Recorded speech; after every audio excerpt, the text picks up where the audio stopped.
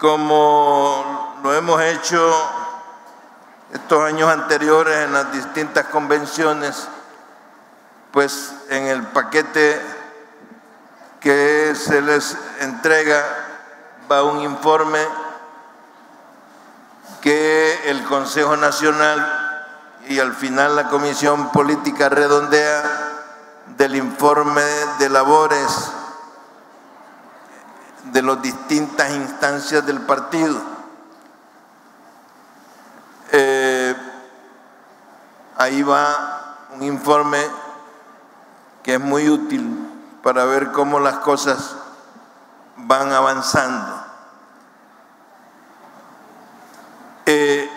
Así que ahí lo tienen, pero también a la par, siempre el secretario general pues se le permite también hacer un informe, por decirlo así, una valoración política. Así que voy a hacerlo en estos momentos con su permiso.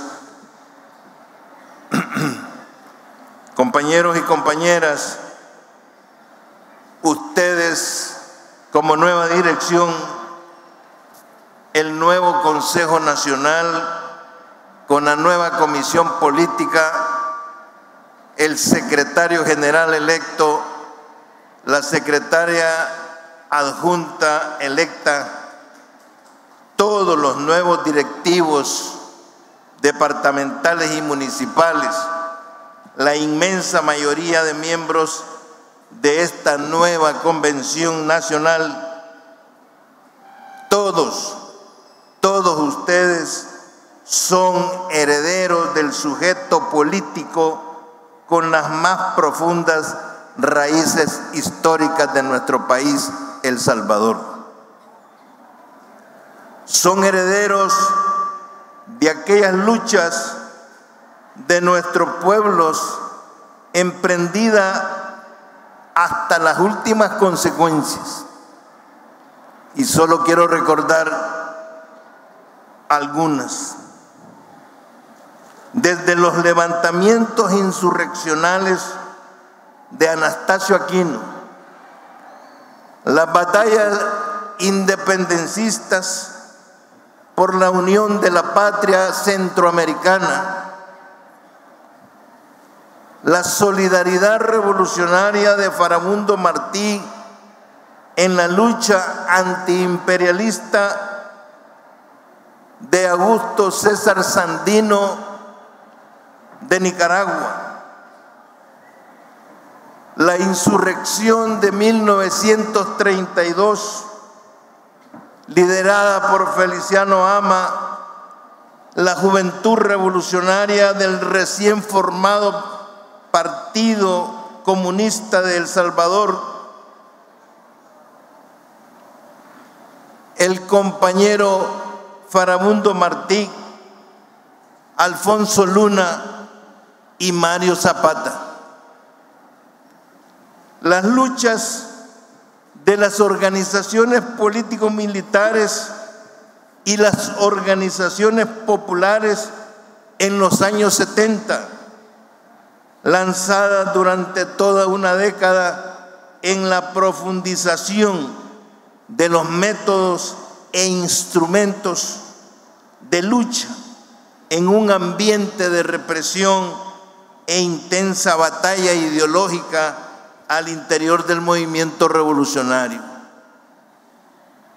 hasta la formación del instrumento de lucha de la unidad revolucionaria, aquel 10 de octubre de 1980, con el cual libramos la larga guerra revolucionaria de 12 años y que dio nombre al actual sujeto e instrumento político que les tocará conducir los próximos 5 años, el Frente Farabundo Martí para la Liberación Nacional. Y esto que acabo de decir es historia, no es letanía de cajón, es recordar nuestra herencia de dónde venimos. Es reafirmar que ha sido el carácter profundamente revolucionario y socialista de la lucha de nuestro pueblo, que se expresó siempre en su orientación hacia la defensa de las necesidades y derechos de las mayorías populares, la que logró poner fin a la dictadura militar más sanguinaria del continente.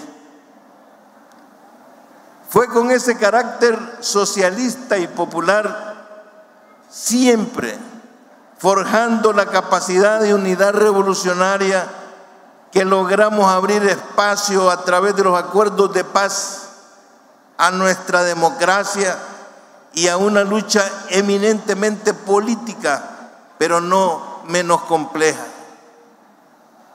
Y fue con ese carácter democrático, revolucionario y socialista que el FMLN logró estabilidad interna, y en el 2009, con la candidatura de un ciudadano aliado, Mauricio Funes, por primera vez en la historia, arrebatar a la oligarquía el control sobre el aparato estatal del Ejecutivo.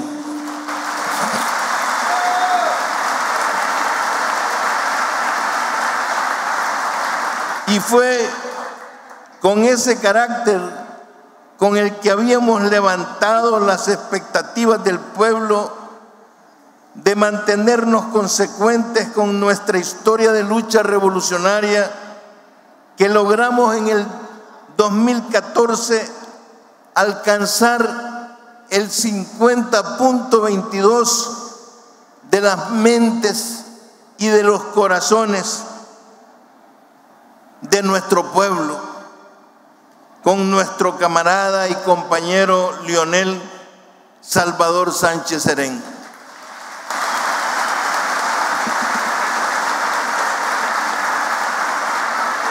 Hecho histórico que alarmó profundamente a la oligarquía y al imperio, y que el siguiente día de la victoria redoblaron, diversificaron y sofisticaron su arsenal de ataque. Desde los bloqueos económicos vía sentencias, la judicialización de la política, hasta por último dar nacimiento a un nuevo instrumento partidario, nuevas ideas con Bukele a la cabeza, ya que el de Arena se había o se ha agotado, porque ya no logra garantizar la expulsión del FMLN de las esferas del poder del Estado. Cabe recordar, sobre todo para nuestros militantes jóvenes que no vivieron esos años de posguerra hasta el 2009, que mantener esas posturas revolucionarias y socialistas provocó que compañeros y compañeras optaran por retirarse de las filas del FMLN buscando otras opciones políticas, y otros compañeros que se mantuvieron siempre en el FMLN en posturas diferenciadas,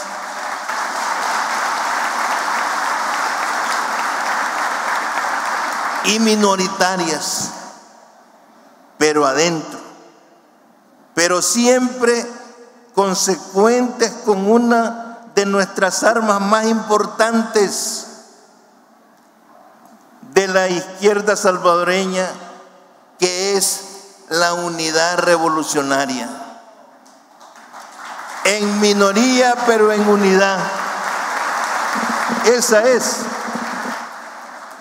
precisamente una gran práctica y gran lección del por qué este FMLN. La unidad revolucionaria que es una de las conquistas más reconocidas de los revolucionarios salvadoreños y que a pesar de momentos trágicos y difíciles en nuestro largo camino, siempre la supimos mantener como una construcción permanente y estratégica y no como un ícono estático que corre peligro de echar mojo. Es de recordar también que el segundo gobierno del FMLN, si bien fue encabezado, y me van a permitir decir lo siguiente, es de recordar también que el segundo gobierno del FMLN, si bien fue encabezado por el representante más identificado con ese carácter revolucionario y socialista, en la práctica demostró máxima apertura, inclusión y espíritu de alianzas. La gran mayoría de quienes se habían apartado del FMLN, de los que hablé antes, y no habían optado por trabajar claramente en las filas de instrumentos políticos del enemigo de clase, asumieron la conducción de la mayoría de instancias del gobierno, y un amplio espectro de personas progresistas y democráticas que nunca pertenecieron al FMLN fueron llamados a asumir altos cargos en el gabinete, incluyendo miembros del partido Gana y de otras corrientes políticas.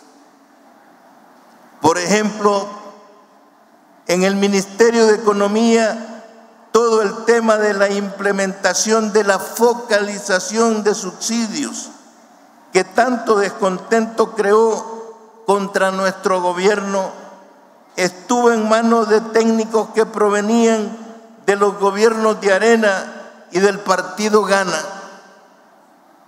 En la Secretaría Técnica de la Presidencia, los técnicos encargados de la planificación o priorización de tareas estratégicas hoy se están reciclando en el gobierno de Bukele, como es el caso del actual viceministro de Hacienda, Óscar Anaya.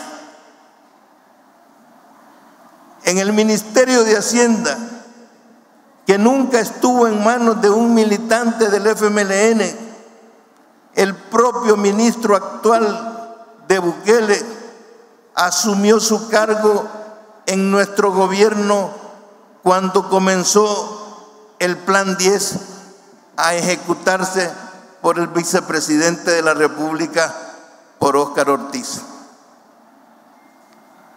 En el caso de instituciones autónomas como ANDA, CEPA, CONAMIPE, FISDL, que eran claves para la coordinación con los gobiernos locales, siempre estuvieron en manos de otros, no estuvieron en manos de militantes del FMLN, a tal grado que muchas medidas, a pesar de que en su diseño fueron bien planteadas, ya en su implementación, según mi parecer concreta, no encontraron el carácter, la energía, el fervor revolucionario que esa mitad del pueblo salvadoreño que nos dio el voto en el 2014 había esperado de nosotros.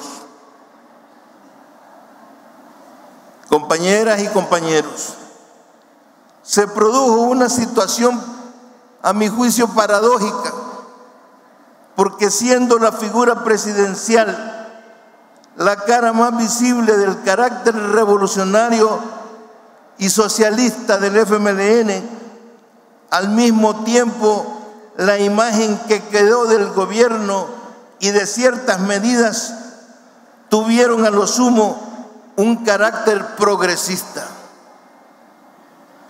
Además, Por diversas razones no se logró divulgar aquellos resultados de su gestión que sí tenían carácter revolucionario, como por ejemplo haber reducido la pobreza 10 veces más que los gobiernos de derecha y haber reducido 2 veces más la desigualdad entre ricos y pobres, convirtiendo a nuestro país, El Salvador, en la actualidad en uno de los países con menos desigualdad en el continente.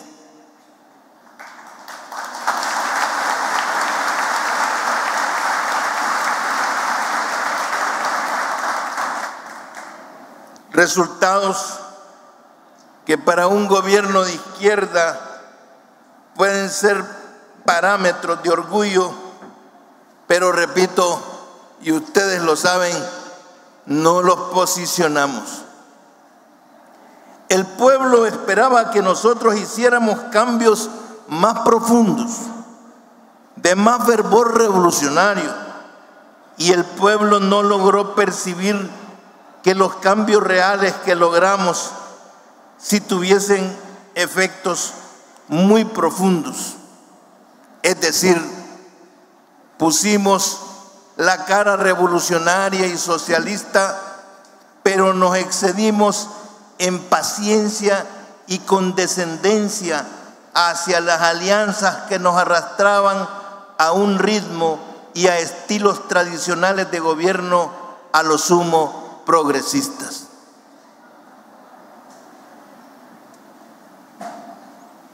No está escrito aquí, pero estoy diciendo esto no para señalar, estoy diciendo esto porque me considero parte de, todos somos parte de, principalmente los dirigentes.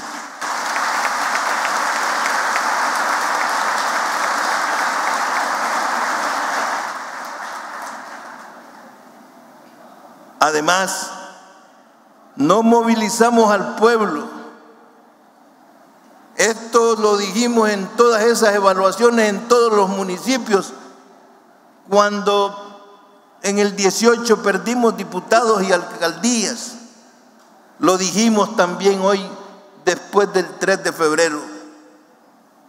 Empezando por los beneficiarios, de manera visible y perceptible, ni para diseñar los cambios, ni para conquistarlos, y tampoco para tomar conciencia sobre los avances y las dificultades.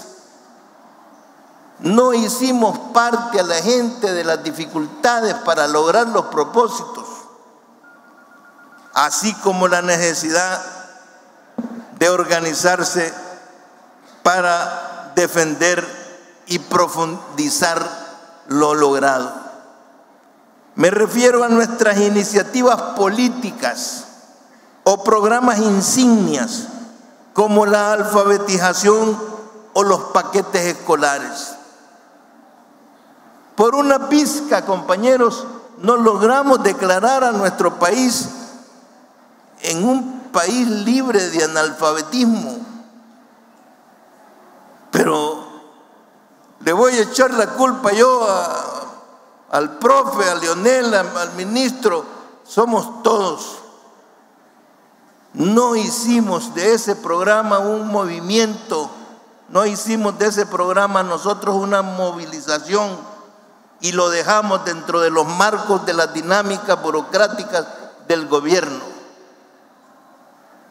¿Qué hizo? Perdón, ahorita se me ocurre decirlo, pero es que es cierto, cuando veo a Pedro, que hizo el presidente Chávez en Venezuela, sabiendo que el Estado no estaba preparado para acelerar las cosas como la revolución bolivariana lo necesitaba, pues creó un bypass, creó mecanismos como las misiones, creó las misiones. Nosotros, compañeros, lo digo con autocrítica y con respeto a ustedes y a todos.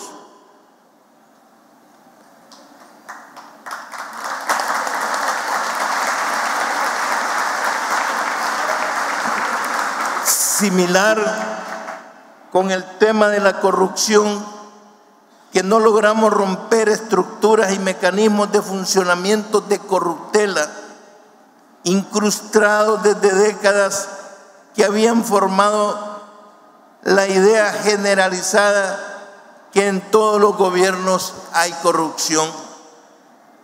Igual con los niveles salariales que técnicos y especialistas ajenos a nuestro partido e invitados aliados esperaban de una función pública, y no vimos como prioridad la necesidad de diferenciarnos públicamente con nuestros funcionarios, miembros del partido político. No le pusimos atención y pagamos un precio por eso. Son temas de abordaje que para un próximo gobierno, y lo digo, que seguro un día volveremos a asumir porque el pueblo así lo querrá,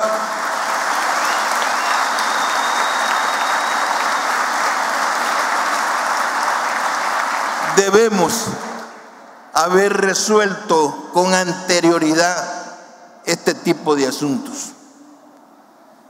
Tildar al gobierno del FMLN como el más corrupto de la historia es fundamental para el enemigo, para todos ellos, y debemos encontrar una respuesta efectiva para abrirle los ojos al pueblo, hasta hoy cegado, a mi juicio. Como partido debemos autocriticarnos que no nos dimos la estructuración orgánica, ya hablando del partido, necesaria para la tarea adicional que era la conducción estratégica y operativa de un aparato estatal que había sido construido por y para la oligarquía. Nuestro partido seguía con la misma estructuración orgánica, eminentemente territorial, como la tuvimos en tiempos de oposición. Ese es mi punto de vista, pero pues eso es por supuesto discutible.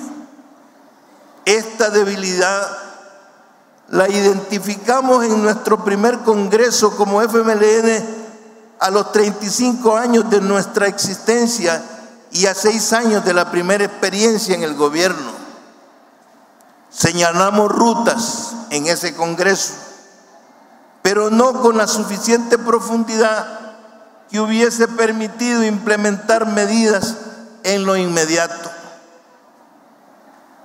En conclusión, las 2 victorias presidenciales y la derrota del 3 de febrero nos deja una lección, a mi juicio, la lección de que el pueblo salvadoreño quiere un partido que no solo se proponga cambios profundos y de impacto para las grandes mayorías populares, sino que además movilice al pueblo para conquistar, implementar y defenderlos, y que sepa comunicarlos e involucrarlos.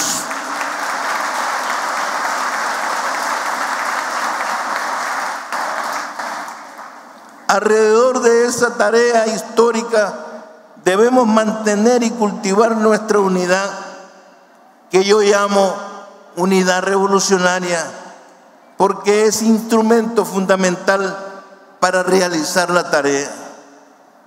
Estoy seguro que así como Óscar Ortiz fue llamado a ser el máximo acompañante, y lo digo muy respetuosamente y en serio, activo y no de adorno, porque el primer vicepresidente de la República, que no fue Maceta, que fue vicepresidente de verdad, está aquí con nosotros, se llama Óscar Ortiz.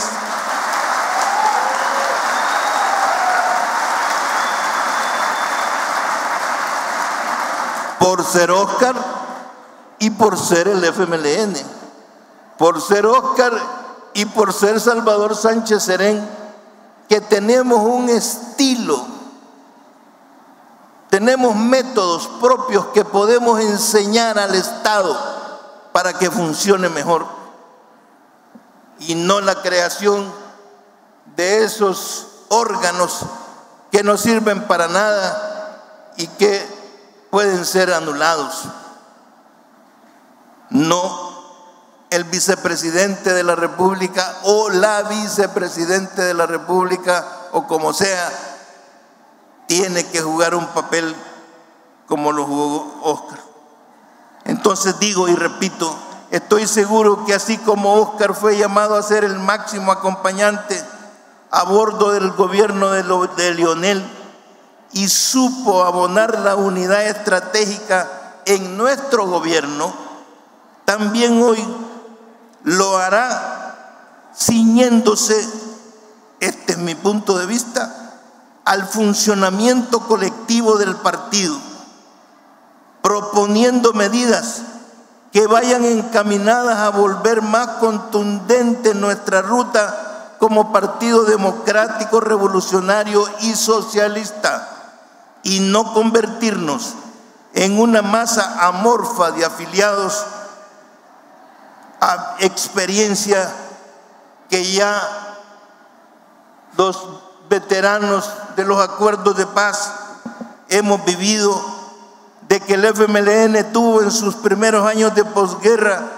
cuando tuvimos más de 100,000 afiliados. Las otras tareas que debemos encaminar son, a mi juicio, las futuras victorias del FMLN en el imaginario del militante y del pueblo no deben ser percibidas solo por el hecho de obtener más diputaciones, alcaldías o concejales. Digo, solo por el hecho. Las victorias deben de ser concebidas por las mayorías populares como sus conquistas, que podrán ser defendidas o profundizadas gracias al accionar del FMLN a la par de ellos, del pueblo.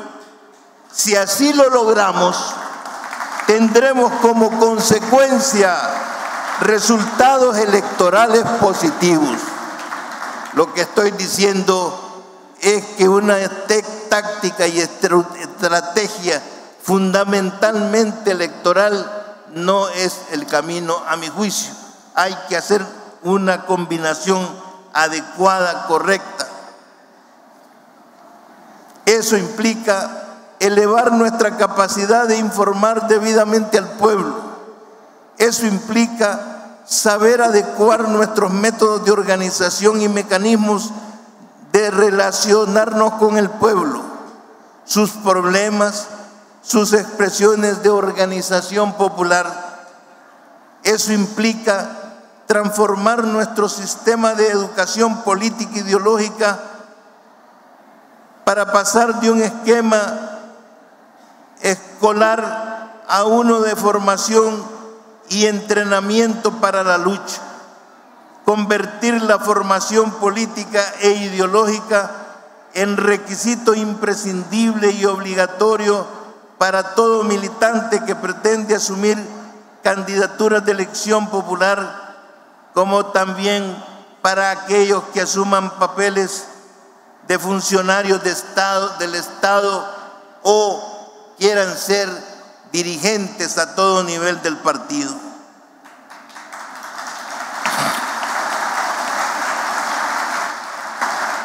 Educación para métodos de lucha y de comunicación efectiva con el pueblo y para analizar adecuadamente los momentos de coyuntura que cada vez se vuelven más complejos. Para terminar, todo esto nos debe servir para ubicarnos correctamente ante el enemigo y sus instrumentos. El actual gobierno con Bukele a la cabeza y su llamado partido político Nuevas Ideas son un instrumento que la oligarquía y el imperio han encontrado para concluir sus anhelos de dominación sobre nuestra querida patria, que son concluir las reformas neoliberales necesarias para adueñarse de los últimos bienes públicos que con los 10 años de gobierno de izquierda se habían podido detener y salvar. Ubicar al actual gobierno correctamente como instrumento del enemigo fundamental será clave para no dejarnos confundir. Nuestro reto consistirá en no contentarnos en registrar frases o enunciados que emanen de la gran producción y presencia mediática del presidente actual y de sus emisarios ministeriales, sino detectar a tiempo lo que se está fraguando posiblemente en la sombra del gran ruido mediático omnipresente. Por ejemplo, mientras en campaña Bukele hablaba del combate a la evasión y a la corrupción, acuérdense ustedes, una de sus primeras acciones en el gobierno fue reinstalar en las aduanas al mismo titular que había administrado esos mecanismos justo antes que llegara la izquierda al gobierno, es decir, un funcionario del gobierno de Saca. Ahora bien, acciones que obviamente beneficiarán a las mayorías populares, no importa qué intenciones políticas pueda haber detrás, jamás nos opondremos, siempre siendo acuciosos en el análisis de lo que se apruebe realmente sea lo que se ejecute. Lo que desde el mero inicio jamás debemos dejar pasar son todas estas señales de autoritarismo. Repito, no debemos dejar pasar.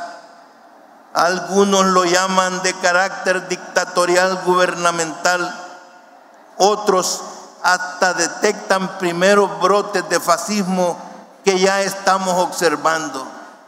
Y me disculpan salirme un poco, pero me estaban comentando que el grupo de compañeras y compañeros admirables que van a montar la tribuna legislativa este viernes, fueron acosados y agredidos por matones mandados por Nuevas Ideas.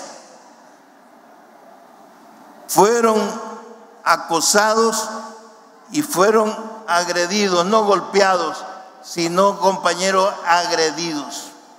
Son expresiones a las que nosotros no podemos dejar de señalar y dejar pasar. El fascismo siempre andaba de la mano de medidas populistas para contentar y arrastrar a las masas para poder fraguar en su sombra las acciones estratégicas y hasta criminales. Hay que decirlo.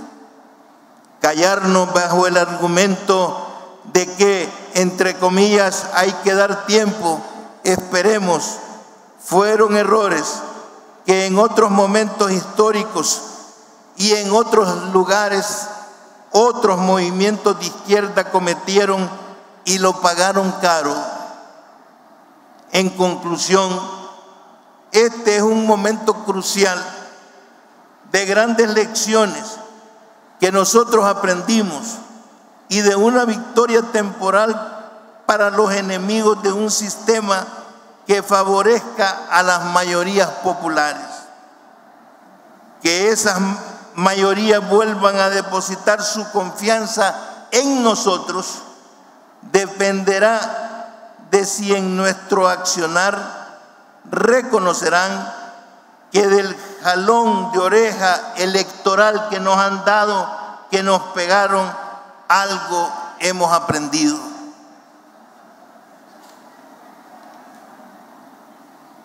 Termino diciendo, compañero Oscar, con estas palabras de cierre, te entrego y entrego el timón de este barco, que no es, a mi juicio, un velero que se maneja por una sola persona, sino un verdadero barco que sin la mano de cientos y miles de marineros no puede caminar.